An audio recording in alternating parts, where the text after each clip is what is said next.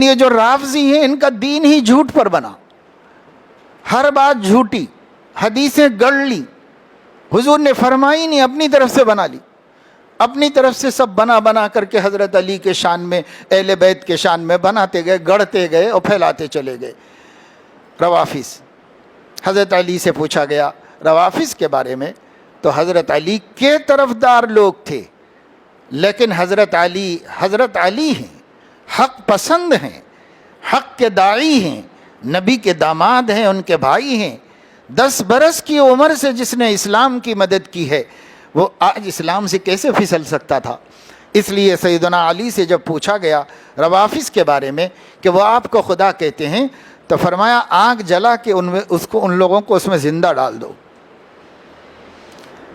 اور خوارج کے بارے میں پوچھا گیا کہ وہ آپ کی تکفیر کرتے ہیں تو فرمایا میں ان کی تکفیر نہیں کرتا جب تک کہ مجھے اطمینان نہ ہو جائے کسی کو کافر کہنے کا، تب تک میں ان کی تکفیر نہیں کہتا، میری دشمنی کی وجہ سے میں نہیں کافر کہتا کسی کو۔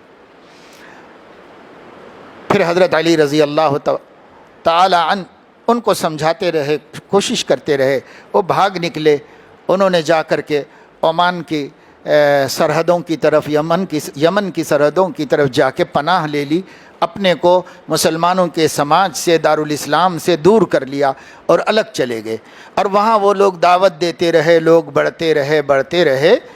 تو اب یہ جو عمان کے اندر آبادی ہے، یہ آبادی 3 قوموں پر مشتمل ہے۔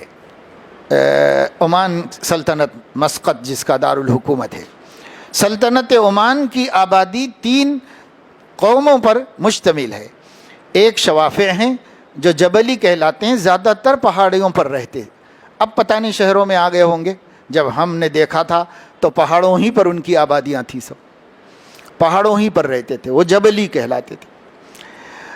دوسرے بلوچ ہیں جو بلوچستان ہی کے ہیں۔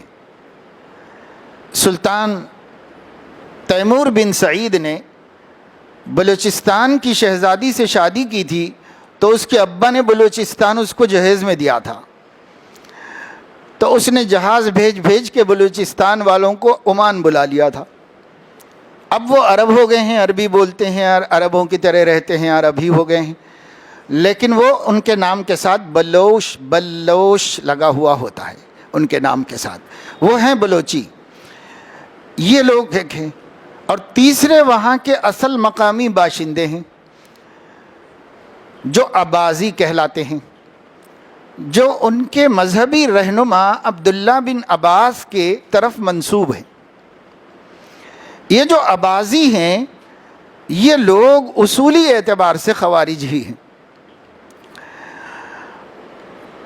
اب جا کر کے ان لوگوں میں تھوڑی وسعت پیدا ہو گئی ہے اور اتنی شدت نہیں رہی، لیکن ان کے آباء و اجداد جو ہیں وہ خوارج ہی سے تعلق رکھتے تھے، وہی جو حضرت علی کے زمانے میں علیحدہ ہو گئے تھے لوگ۔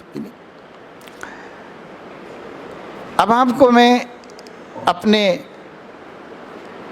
عنوان کے قریب لانے کے لیے یہ تمہید اور تاریخی پس منظر میں نے آپ کو بتایا۔ یہ پہلے 2 فرقے ہیں جو اسلام میں ظاہر ہوئے ہیں اور انہی کی وجہ سے اہل السنت والجماعت کا امتیاز بنانا پڑا۔ اہل السنت والجماعت ان کو کہتے ہیں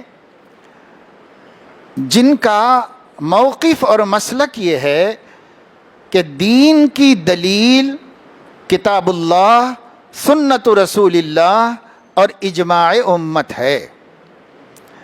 جن کے پاس یہ 3 چیزیں دین کی دلیل ہیں۔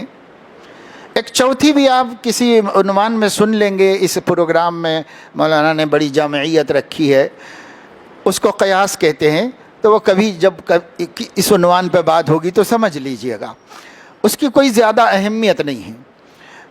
سب سے اہم چیزیں نمبر 1 کتاب اللہ، نمبر 2 سنت رسول اللہ، یہ دلیل ہونے میں سب سے پہلا نمبر قرآن کا، نمبر 2 سنت رسول اللہ کا، اور قرآن کو بھی سمجھیں گے سنت رسول اللہ کی روشنی میں۔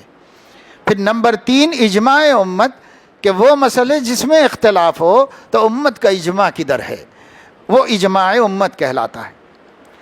جو مسلمان یہ کہتا ہے کہ میرے دین کی دلیل کتاب اللہ، سنت رسول اللہ اور اجماع امت ہے، وہ اہل السنت والجماعت ہے۔